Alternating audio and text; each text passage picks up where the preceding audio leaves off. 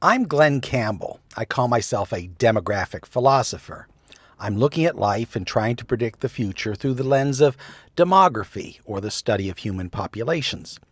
And today I want to touch base with the coronavirus.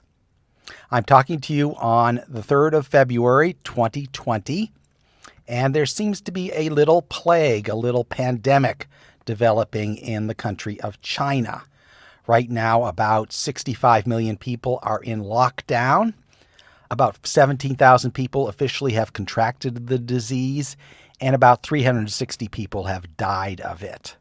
Now, I don't normally talk about breaking news on this blog because I realize that most people are listening to this blog much later than I record it, and anything I say about breaking news is likely to be broken within a week or two, and it's usually senseless to talk about things that are rapidly evolving. And this is certainly rapidly evolving, and the news 2 weeks from now will be different from the news today.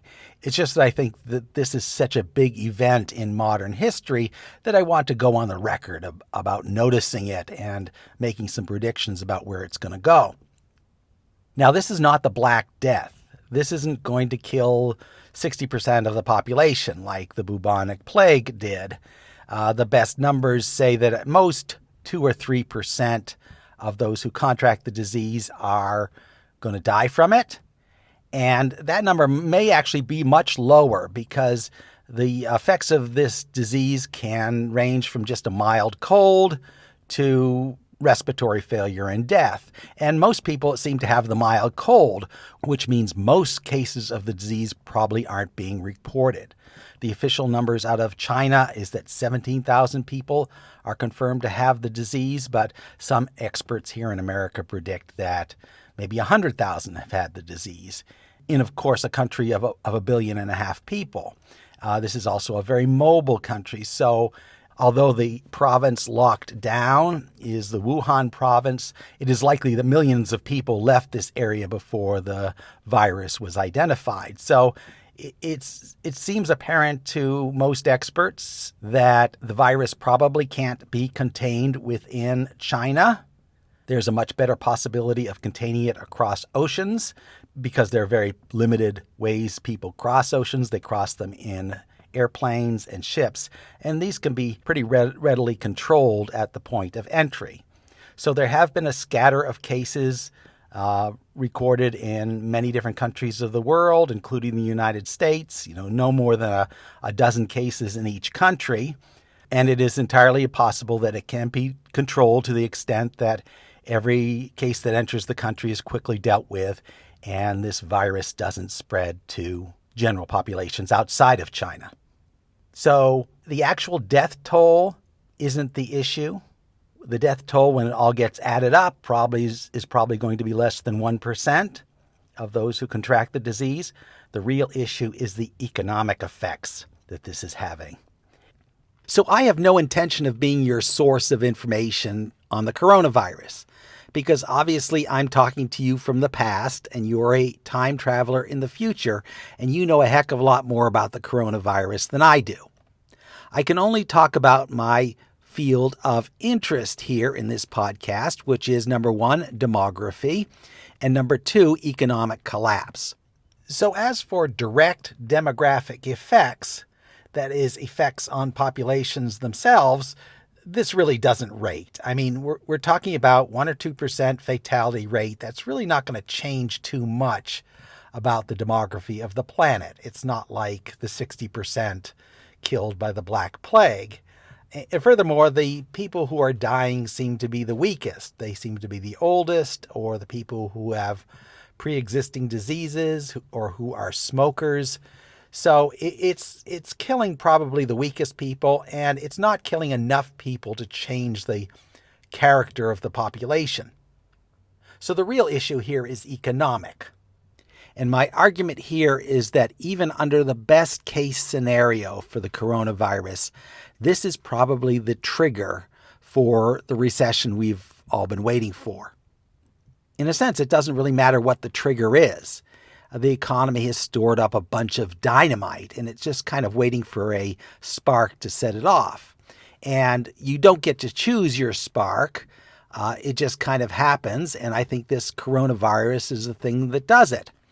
Now, in the event that I am wrong and that everything goes back to normal in a few months and this all blows over, well, then there's got to be some other event, some other triggering event that's going to set off the economy.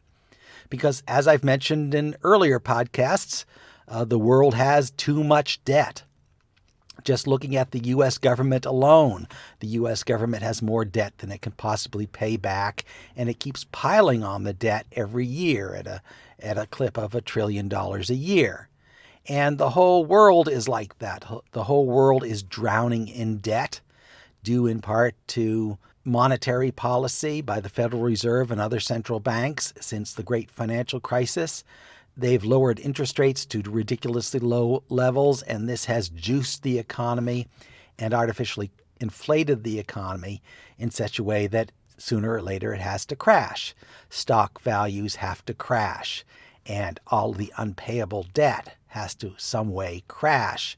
It has to be revealed that the debt, in fact, can't be paid, and we have to start reaping the consequences of that. So my argument here is that the coronavirus is probably the black swan that we among the economic skeptics have been waiting for, the thing that is finally going to burst all these bubbles that we have around us. If this coronavirus is brought under control, what will it mean for the world economy? And my argument is it doesn't matter. It's enough to push us over the edge. We've been dancing along the edge of a cliff for several years now, and this coronavirus or something else like it is just enough to push us over. So last time I heard, there were 65 million people in China in lockdown, meaning that they're essentially in quarantine within China. There's no transportation in or out of the Wuhan region of China. 65 million is about equivalent to the population of Canada. All of these people are prevented from leaving the area and from moving around. So you get 65 million people locked in a bubble. If the quarantine is indeed successful and it keeps the virus from spreading, well, you still got 65 million people who have the virus because within the bubble, the virus is going to bounce from person to person until essentially all 65 million are going to have it. And what does that mean? Do you keep a whole region in lockdown? This is a rather important industrial region. It's important to China's economy and it's important to the world economy. So how do you deal with that? How do you get goods in and out? And it's just an impossible situation. What this pandemic has given us is just enough deaths that governments can't ignore it. They can't just let it rip through society and through the world, because even a 1% death toll is unacceptable. And keeping a disease in quarantine is extremely difficult. There have been millions of people who have passed out of Wuhan before the quarantine was placed on them. So you potentially have millions of carriers already out in the general population in China. So although we can hope that everything was contained within this quarantine area, the reasonable expectation is that it's going to spread throughout all of China. So what you have essentially is all of China in quarantine, where there are no airlines in and out, where shipping is restricted. So you have the world's manufacturer, the country that makes all our stuff, is in lockdown. So this has to have an effect on the wider world. Even if the disease itself never gets out of China, this has to have an effect on the wider economy of the world that is already pretty fragile. Just this morning, I looked at airfares into China. I looked on Expedia. I tried to fly theoretically from Los Angeles to Peking, and I knew that all U.S. airlines had suspended service to China, but Expedia isn't selling any tickets to China on any date. So you can't fly tomorrow to Peking or Shanghai, and you can't fly in August to Peking and Shanghai because Expedia isn't selling tickets for even those dates. You can, by the way, fly from Los Angeles to Hong Kong for about $325 round trip, which is a fabulous bargain if you want to see Hong Kong right now. And as you may know, Hong Kong is a place of great unrest. It's close to China, so the virus could meander into Hong Kong. So yes, you have this fabulous fare into Hong Kong right now with no guarantee that you're going to get out. So you have airlines shutting down service to China, and if this thing begins to spread, then you could have airlines shutting down service internationally to all destinations. And what you have then is every nation in lockdown, either trying to prevent the virus from getting out or trying to prevent the virus from getting in. And no matter how you slice it, there's a huge economic cost here. Just look at the airlines. Airlines can't afford to lose all these routes. Think of cruise ships. A cruise ship is the last place that you want to be during a viral attack, because if somebody gets a cold on your cruise ship could be locked down. So even if nothing changes from the way things are today, this summer could be a very weak travel season. Everyone can decide, well, I'm not going to go overseas this summer. I'm just going to stay at home. I'm not going to go on a cruise. I'm not going to do anything that potentially exposes myself to the virus. So I could go on and on about what the potential effects of this are.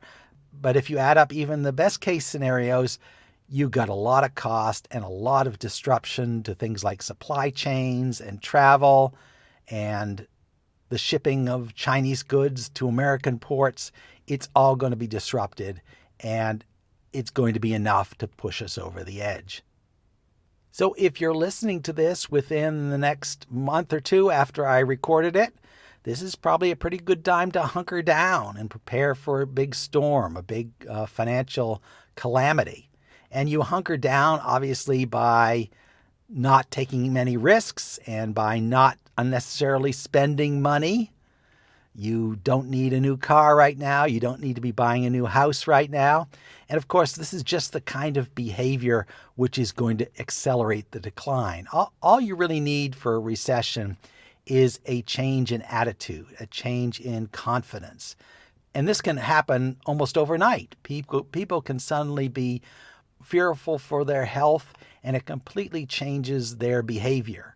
And if the economy shows even the slightest bit of wobble, that it's going down, then people are going to stop buying things. They're going to go into conservative mode and bunker mode, where they conserve their resources, don't spend money, and just try to wait it out.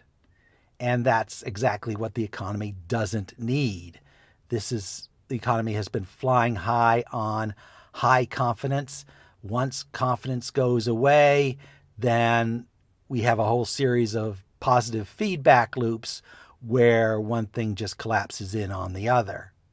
People stop buying things, companies lose money, their debt gets downgraded. A whole series of dominoes is set in motion simply from a massive worldwide loss of confidence. So there's not a lot I can offer beyond that. You're going to know more about the coronavirus and how it evolves than I do. I just think this is the end. This is the beginning of the end of the really big recession that's going to totally change our society. I don't know how it's all going to go down, how the collapse is going to happen, but it will happen.